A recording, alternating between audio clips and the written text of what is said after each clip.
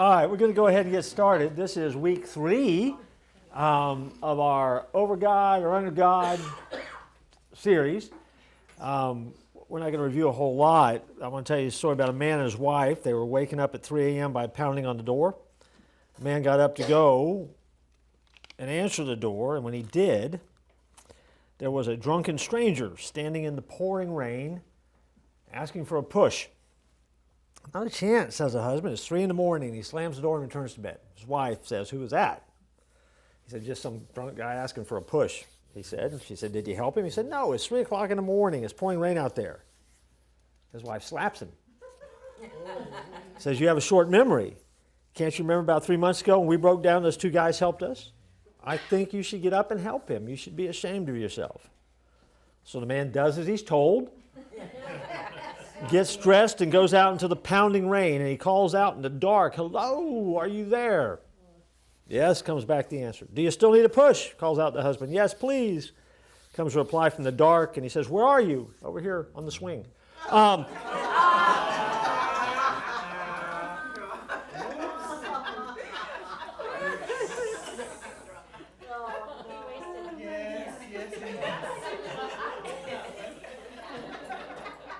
We forget sometimes the things that happen to us along the way. We forget sometimes the journey that we've been on. I threw out a phrase in the first week of the series we were doing on Sunday morning, and I threw it out, and I didn't think anything about it, but someone picked up on it and said, you threw out a phrase, are you ever going to come back to it?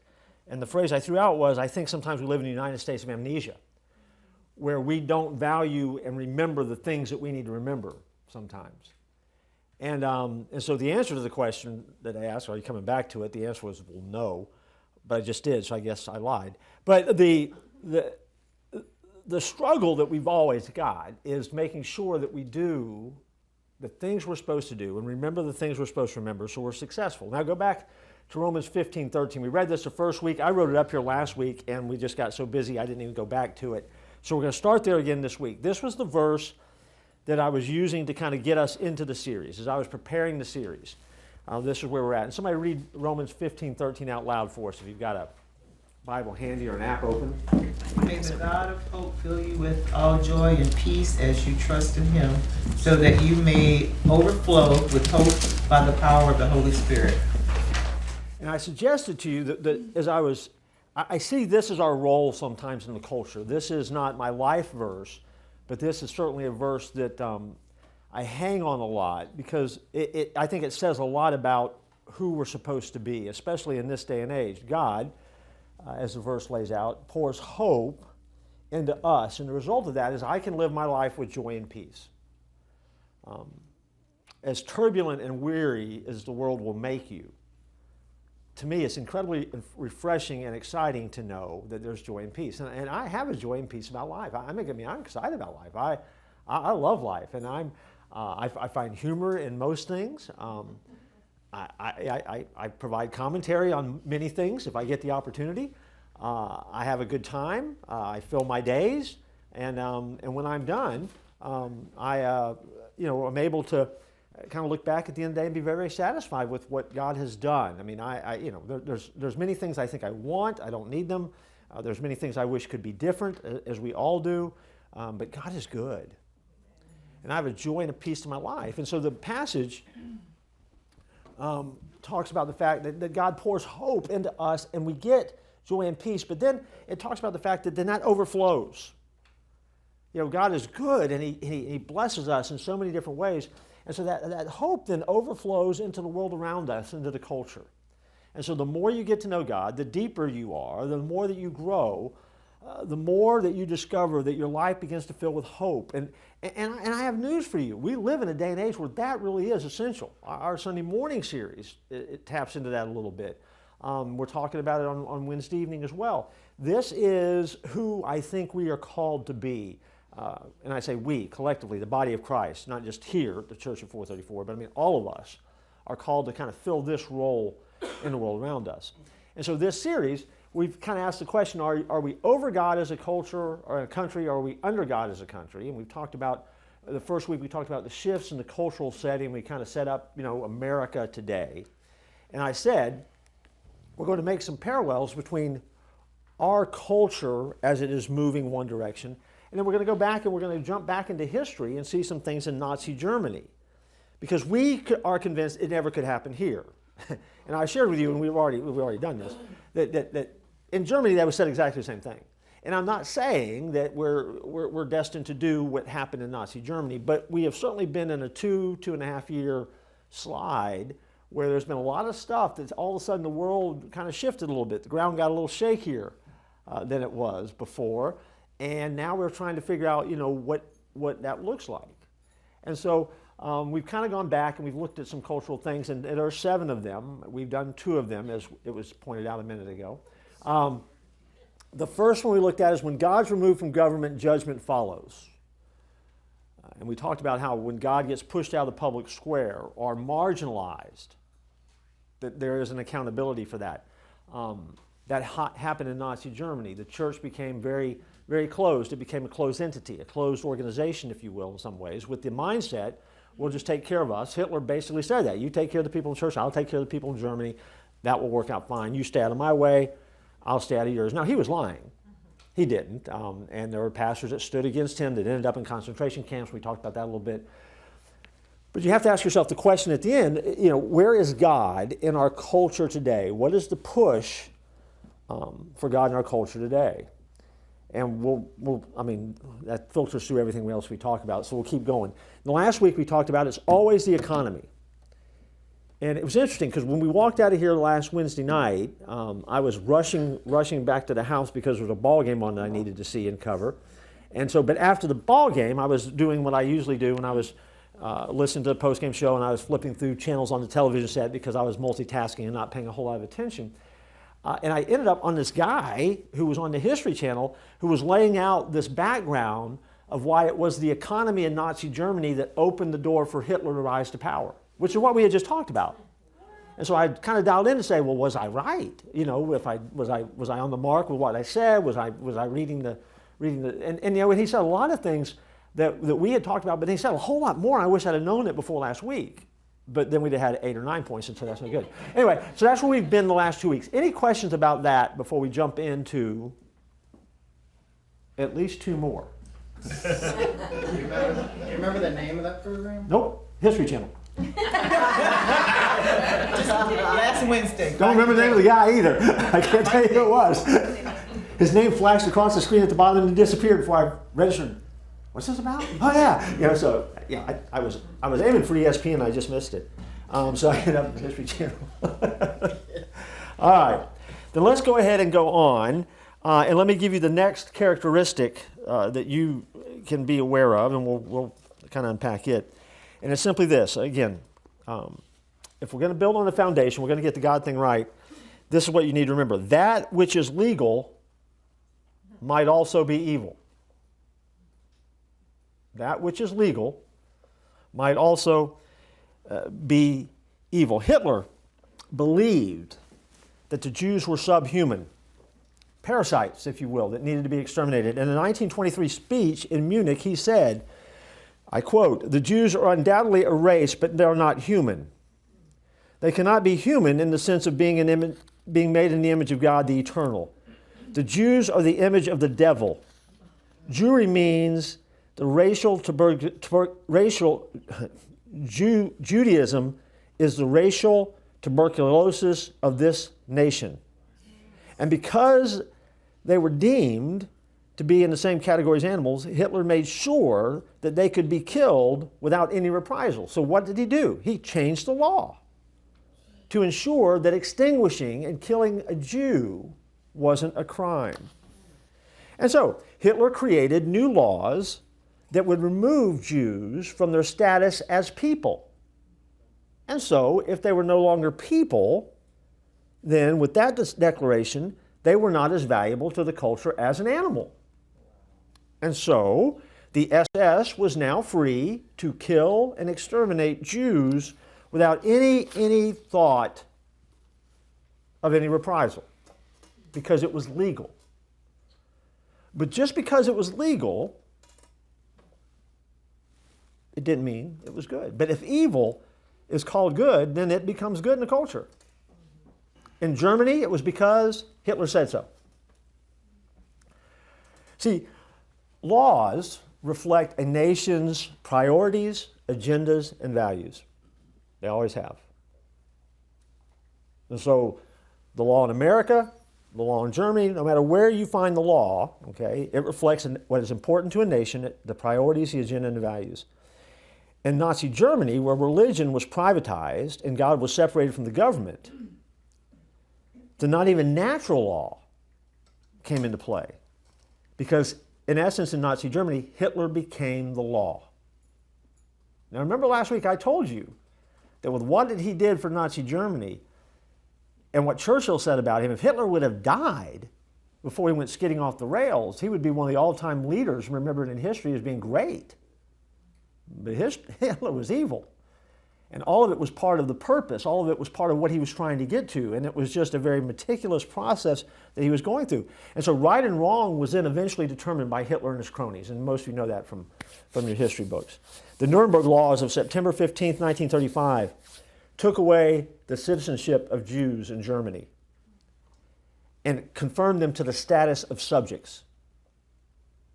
So when those laws were passed, they became subjects of Germany, not citizens of Germany anymore. If you spoke out against it, there were also laws that were added that were against treason. Treason was defined anything that's contrary to the will and the purpose of the Third Reich.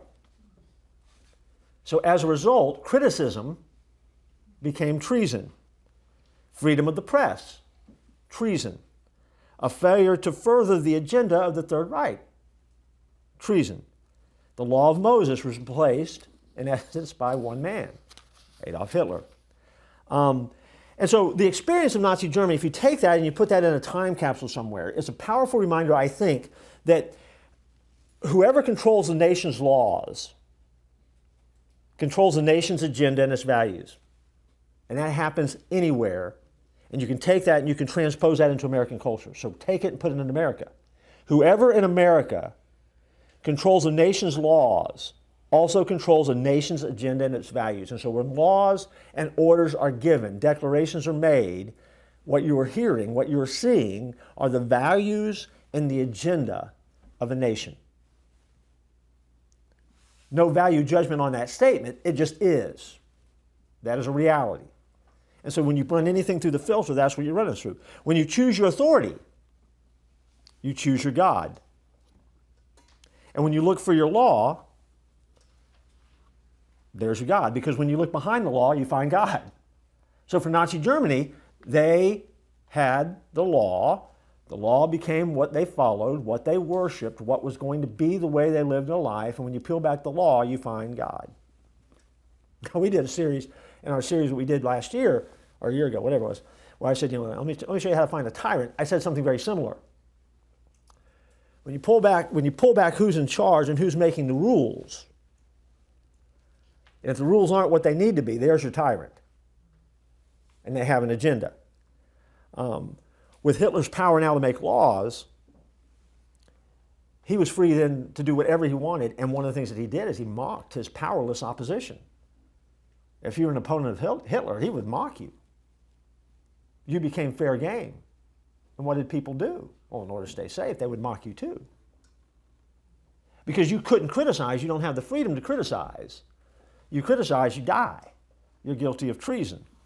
And so, without a law in their favor, opponents had no defense if they made accusations. They were accused of treason. Pastors, for example, were accused of hate crimes, such as abuse of the pulpit, and they had to accept their faith. And so they did. And that's why Hitler then, after trying to bring pastors in to help him in his rise to power, began to belittle the pastors and the churches that stood against him. And he said, you can do anything you want with the pastors because the ones that are still doing their job, they'll submit. Because they're insignificant little people, submissive like dogs, and they sweat with embarrassment when you talk to them. Because he knew he had crushed their resistance. They weren't going to stand against him. He who creates the laws wins. It's the rules of government. It's the rules of culture. How many times have you heard if you didn't like something, okay, we'll change the law. That's the law. Well, who made the law? Find out who made the law. Well, why did they make the law? There tended to be a reason. Was the law bad? Maybe so, maybe not. Can the law be changed? Well, maybe it should be. But you have to look, because whoever has set that law, that's the rule in place. Now that is the word. That's God. And so the moral landscape of a country is always influenced by its laws. When Hitler made the laws in Germany, which had been a nation that was radically different than what it became, Hitler changed the entire landscape. And if God doesn't exist, if you can move God out of the culture, and that's what the first thing we talked about, right? If you move God out of the culture, then all laws are relative. And each country then can come up with its own ideas of what a law should be, what should enact. There's no longer a universal standard of good versus evil. There's no longer a standard anymore that you want to measure things against. And so, only an appeal to God in Revelation gives us the laws where we can be uniformly judged. We know that. Well, if you take that away, you take that out of the mix, what do we have left? Now come back to American culture again.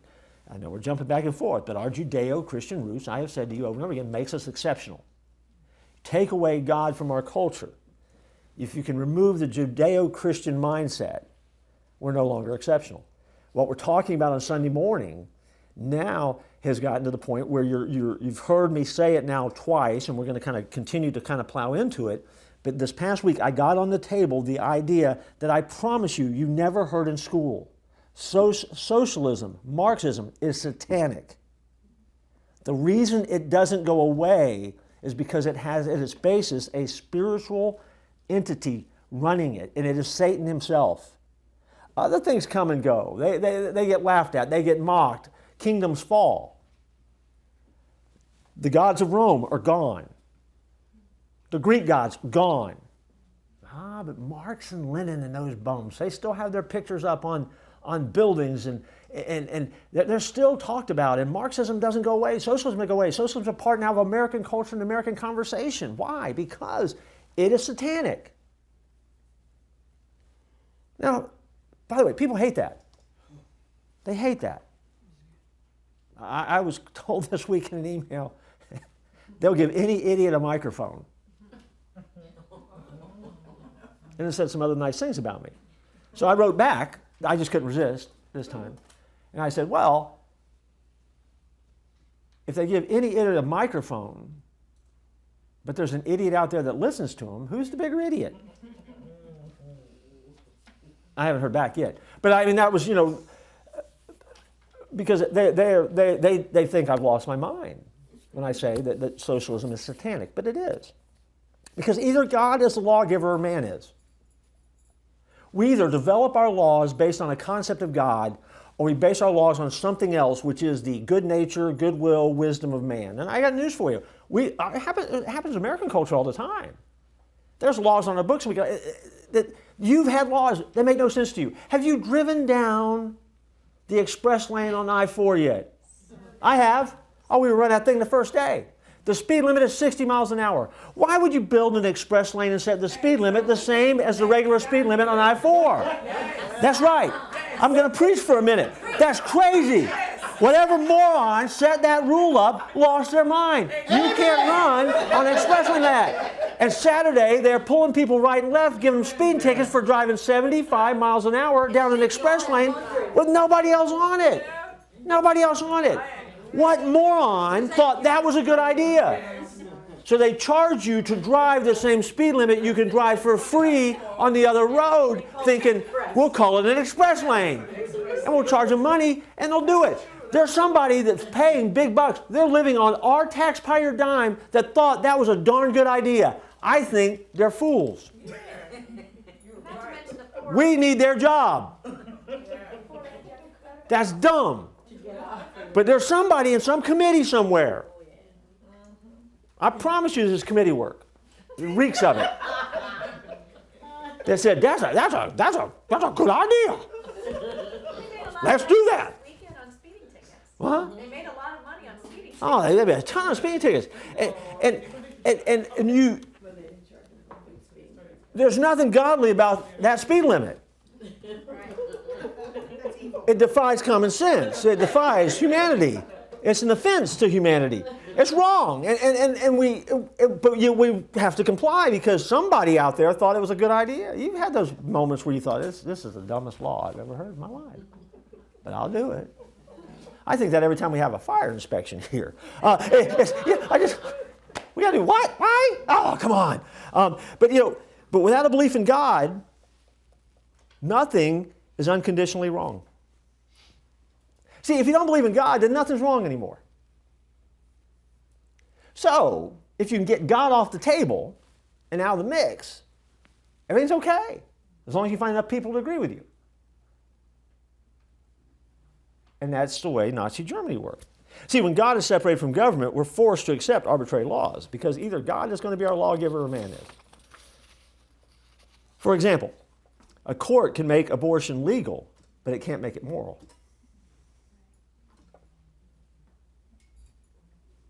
Welcome to America. And you show me your laws, I'll show you your God. That's where we live in. See, law in early America came, and most of you know the history of this. We won't go into this too much, but when the Pilgrims came to America, they came and they were looking for religious freedom. They came and they wanted freedom of worship. They understood that belief in God was necessary if they were going to survive. They signed the Mayflower Compact, which became the backdrop for us to build most of our original documents for our founding fathers. I mean, that became the backdrop that we basically set up the rules and the guidelines that the colonies worked by, that states were formed by, that our founding fathers leaned into for a direction on how to form a new government. That's what they did. That's how it worked. Our founding fathers emphasized that freedom had to be rooted in faith in God.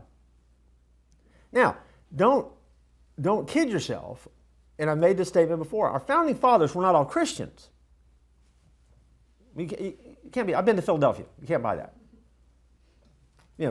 I like that part of history. Love that part of history. Hate it when we take history and we baptize it, we make these guys all spiritual leaders. They weren't.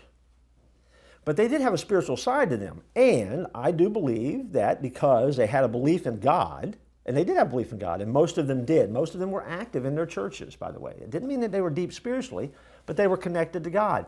And I think that connection to God meant what? That the Spirit of God lived in them. And what does that mean when the Spirit of God lives in you? He drives you. He makes you who you are. And He guides you. And in those moments when they are putting these documents together, I really do believe that God kind of breathed into that moment and gave them wisdom beyond their years. I think God gave them wisdom beyond the room. He gave them wisdom to be able to go beyond the 200 years, the 220 years, the 240 years that would follow, to do something that was incredible.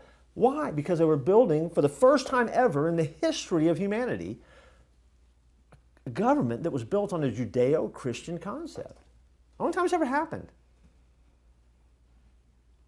And so the dream of America begins, and America is a unique nation. It's an exceptional nation. Is it perfect? No. No. You can only drive 60 in the express lane. But America is the best thing going out there. How do I know? Because people are fighting to get across the border, and that's just from Canada. Much less that southern border. We're just running people through that one left and right, man. And that's why I want a toll. That's why I want a toll booth on the southern border. We'll pay for a church that way, and we can look. But as much as people want to criticize it, mock it, and make fun of it, we are the best game in the world right now. We are exceptional, and most people in other nations would give anything they could to get here, and some do. Why? Because our exceptionalism does shine through. Now, go back to layers. Where's God in the mix? A little bit hard to find these days. But we have an opportunity in that culture to do a whole lot of good because we do know where our exceptionalism comes from. And so we have a joy and a peace and a culture, even in the midst of turbulent times, that filters out into the culture. And it makes an impact. Now let me tell you where things in America. Let's apply this a little bit, and we don't have time, another place, another series maybe. But American culture, as it begins to kind of move, a couple things begin to infiltrate it, and there are two powerful influences that culturally influenced America. The first one is evolution. You say, well, evolution, that's science, right? Nah, what evolutionary thought is, but the idea is that when evolutionary thought began making its way into our scientific conversations, Darwinism was applied to other disciplines as well. The survival of the fittest comes along. Might makes right. It's a mindset. Evolutionary theory then eventually was applied to the law. In 1870, as a matter of fact, the dean of the Harvard Law School began to teach that principles of evolution must be applied to the written opinion of judges. The conclusion was inescapable. The law was not what the Constitution said. It was now be from this day forward what the judges said. You ever heard the phrase, I believe in the living, breathing Constitution? That's where it comes from. So when you hear somebody say, it's not about the Constitution anymore, I believe in a living, breathing Constitution, okay, you believe in a Constitution that is evolving then. So who do you trust to determine now how the Constitution is evolved? A judge. Do you see why the Supreme Court nominees become such a battleground? Because evolution now is a part of our national discourse, as a national thought, and there's a school of thought that believes that the Constitution has to evolve with the culture. No. The culture builds off of the Constitution and the laws. What did I just say earlier? You show me your laws, I'll show you your God. So I will sit before you and tell you, I do not believe in a living, breathing Constitution. I think we have laws, and I think we build our infrastructure on those laws, and that's what defines and drives us. But, as we've determined, just because it's legal doesn't mean it's right. And just because it's legal doesn't mean it's moral. And so, the Constitution is now going to be interpreted by judges. It's not going to be an absolute standard that we look at. Now, we're going to have to open it to discourse and discussion, which is why every president, every Congress wants to try to get as many nominees as they can onto the courts. And if you can't get what you want, we'll pack the courts. And if we can't pack them enough, don't worry, the next guy's going to come along. If he's going to pack them more. See, once it starts, it doesn't stop. Because once you've seized power, you never want to let go of power. Why? Show me your laws, I'll show you your gods.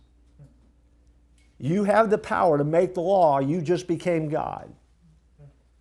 You take the Constitution out of the mix and make it a living, breathing, evolving document. And it can evolve into anything you want it to be. And it changes the parameters of everything. The other thing that happened, though, that influenced our culture was Christian theology, liberal theology. The Bible then has been stripped of a lot of its miraculous stuff. It's considered one book among many, not a book that stands separate. That's liberal theology. That's liberal theologians trying to water down the things of God. That too has impacted the law because, again, we come back to the point. If the Constitution is built upon Judeo-Christian principles, but the Bible is not going to be a standard anymore, or the Bible is also evolving and negotiable, and the law of God has to change because obviously God didn't know what he was doing, it changes. Case in point, transgenderism in America today.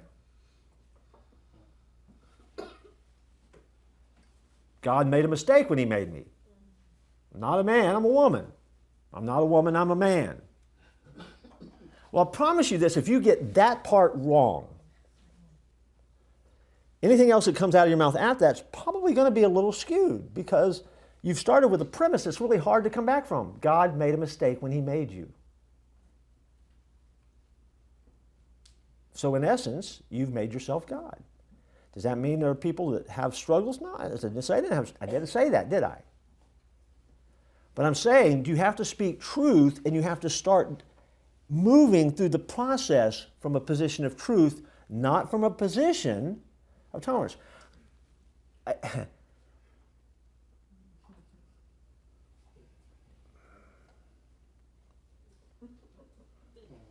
you cut the camera for a minute? No, I don't want to go down that road tonight. No. You haven't even got to the level line 4 yet. I know. We're going to get there, though. That's why I'm not going to go down that road yet. Law, then, becomes what the majority wants. We don't challenge law now based on an absolute that comes from a creator that we can count on. We now have to throw ourselves. I mean, I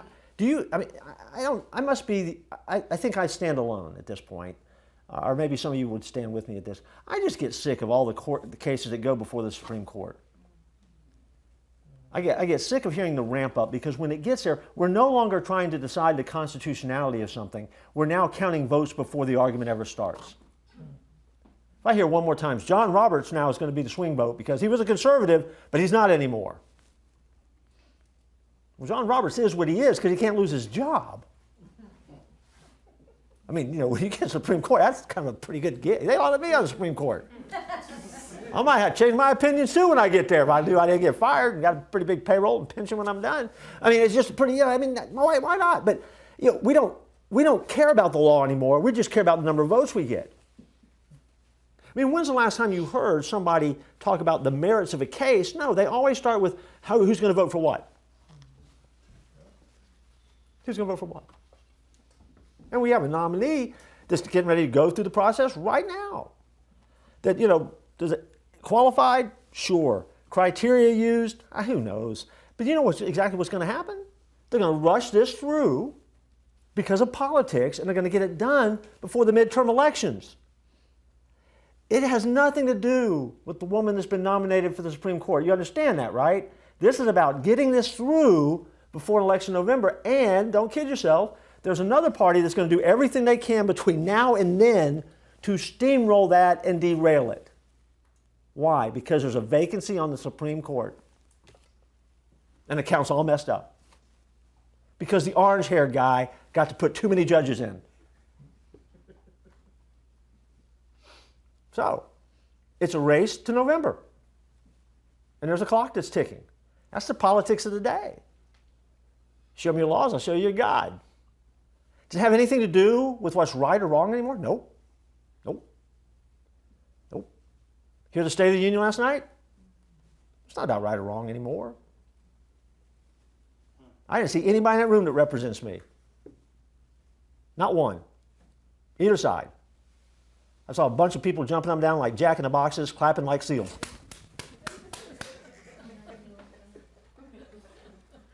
Biggest show in town. Every circus in America shut down because the clowns all went to Washington. That's what happened last night. Hopefully they all went back to work somewhere today. But nobody up there is representing you and me. It's not. But they are representing all sorts of causes and convictions, and some of them you might share and some of them you don't share. But when's the last time someone asked you? When's the last time that you really got to have a dialogue? A meaningful dialogue, where you could talk about your faith and your values and what really mattered. In the last 10 years, I've had one conversation. Thanks to the pandemic, by the way, via Zoom, with one of our representatives of Florida, Mark Rubio. And I got to share what I thought, and what I thought was most important, and what I thought about him. And what I liked and what I didn't like. And he asked, he said, how can I step it up then and please you? I said, dude, you don't have to worry about pleasing me. You got to please God. If you step it up and please God, you've pleased me. You don't worry about pleasing me. He goes, well, what do I have to do to get your vote? I said, oh, that's a lot harder. I said, please God, you get my vote. So he said, so he ended up by saying, so you're not, so I may not have your vote. I said, you may not. You know, I kept thinking he'd make me an offer.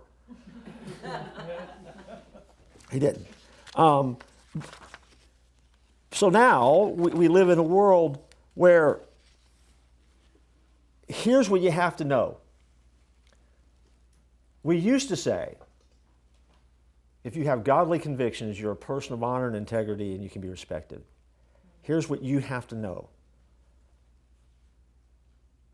I don't believe any of our founding fathers could survive the nomination process to become members of the Supreme Court today.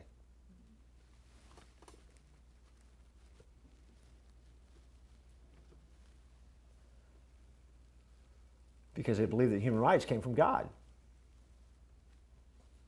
they wouldn't survive the nomination confirmation process. Didn't say the process was bad. I just said they wouldn't survive it. Because politics is politics, right? Let me jump forward. Let me give you another one. Let me give you another thing, another level line, because I want you to be happy. Next level line is this: propaganda can change a nation. Propaganda can change a nation. You know what the difference between publicity and propaganda is, right? Publicity is something that tells somebody about you and you want them to notice you. You know what propaganda is, right? Anything you want it to be. Propaganda doesn't have to be true. Propaganda just has to be convincing. Hitler came to power because he understood that. See, what we don't know about Hitler, or what we forget about Hitler, is that Hitler was arrested. And Hitler spent 10 months in jail. And he spent those 10 months in jail writing what became a book that he used as his guideline. He explained the techniques of how to take a hostile crowd and what he was going to do. He wrote a playbook of how he was going to get people to come to his side when he got out of jail. And less than a year later, when Hitler is now out of jail, Hitler then begins making his move and understands that to bring about a revolution, he had to be able to capture a crowd with spoken word and motivate them to do things that they might not normally do, not one-on-one. He understood the ignorance of the masses. And he knew that if he could get people in crowds and excite people in crowds and get them thinking the same way, he could motivate a crowd to do something that he never could get people to do one-on-one. And so he used propaganda. And everything that he did was about messaging. And the longer he did it, the more it became the law of the land. And the more that he did it, the more that people loved him. And the more that he did it, people began to think that he was right. And in a brilliant move, in an evil way, hear what I'm saying, a brilliant move in an evil way, he was able to convince the Germans that they were victims. He convinced the Germans that they were the oppressed. And you know who the oppressors were, right? The Jews. And once he convinced the crowd of that, again, the playbook hasn't changed, by the way. We're back to Marxism again. Once he convinced them of that, the ball continued to roll forward, and he used the media to gain followers. He used speeches and events to motivate people. He came up with slogans, and he began to use sanitized terms to camouflage unspeakable crimes. See, when Hitler starved children in concentration camps, you know what he called it and what everybody accepted? He put the kids on a low-calorie diet. That's how he explained it to the German people. Well, the kids in the concentration camps are now on low-calorie diets. What he was doing was starving them. But when you call starvation a low-calorie diet, it's not as bad, right? The extermination of the Jews wasn't killing a generation of people. It was cleansing the land. It's important to cleanse the land. So to cleanse land, we have to get rid of the subhumans. We would never say that, though. That's murder. What we just said, we cleansed the land. Euthanasia was called the best of modern therapy.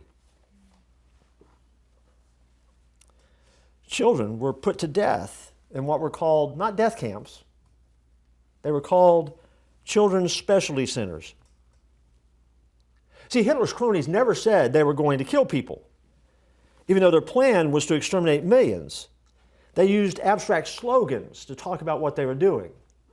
They participated in moving forward what they called the final solution to make Germany great. The final solution to make Germany great was the extermination of people. But when you put the right slogan on it, the propaganda works. And Hitler was a master of it. In our country, we don't speak of killing unborn infants, right? Instead, pregnant women are just removing a product of conception or terminating a pregnancy. Politicians talk about a woman's right to choose, but they don't complete the sentence. a woman's right to choose an unborn and kill an unborn child because that's too chilling. Right? And here's what you have to understand about propaganda. Whoever sets the issue wins the debate. Whoever is the framer of the issue tends to win the debate because you spend all of your life catching up. In the abortion debate in America, the best move that the abortion activists made was coming up with the phrase pro-choice. Now you counter it and say, well, I'm pro-life. Okay, well, I'm pro-choice, though. You want to take my choice away? See, they've couched the argument not about life and death, it's about choice. And we're free, so we get to choose because we're Americans, right? You take my choice away, you take my rights as an American away. You can't do that. I got rights. You got laws. You show me your laws, I'll show you your God. We've been able to move God out of the public square, so now we have a law that's come up that doesn't quite line up, but it's your choice. So a pro-lifer, well, they're a zealot. They're a nut job. Why? Because they're not for or against kids. They're for or against your ability to choose. Why? Because the propagandists frame the issue. That's how it works. And the minority issue is wrong there. Yeah, well, but again, that has nothing to do with it. That has nothing to do with it. Now, we're out of time, so we need to stop. We'll pick up there, I guess, next week. We're not going to get 7 in. But we'll do what we can do. And understand, and so where this goes, though, okay, and understand the progression of it, because this is really how it ties back into Sunday morning, and this becomes really important to just try to start connecting dots. If you think of most of the activist groups today, Leanne just threw the phrase, they are vocal minorities. They're not the majority of Americans feeling this way, but they're a subgroup, usually a small percentage. You do understand that almost to a T, every one of those groups, very much on purpose, has used the Marxist socialist playbook on purpose, and the leaders have used it to develop the strategies that catapult them into the public arena. And part of that strategy is always to out-yell any opponent. And if you can out-yell any opponent and you can do it long enough, that opponent will get tired of getting beat up, or that opponent will get marginalized, and they'll get exhausted by the argument. You realize that most of the reasons that the laws in America and the politics of America goes the way that it goes, don't you? It's because people are just exhausted and they're just sickened by it. Right? I mean, if I say to you, hey, you ready for another election cycle? People are like, oh, no. Why? They're sickened by it. So what do? They pay attention. They're just going to go with the way they're just going to find somebody that they feel like they trust. They're just going to go with that. We're not engaged. We're not involved. But we have a responsibility to be, because why? We have the answers. We're the only one with hope. We have hope. And we got to go. So get out of here. Go away. See you Sunday. Pray for me.